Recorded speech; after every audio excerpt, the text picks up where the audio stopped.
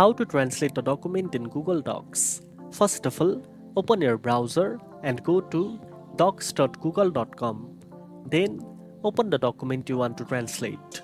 Next, click on the Tools option in the top menu bar. From the drop-down menu, select Translate Document. A small window will appear asking you to enter a name for the translated copy. You can give it any title you like. Below that, select the language you want to translate the document into by choosing from the available list. Once done, click the Translate button. Google Docs will automatically create a new document in the selected language, keeping your original file unchanged. You can now view, edit, or download the translated version as needed. And that's it.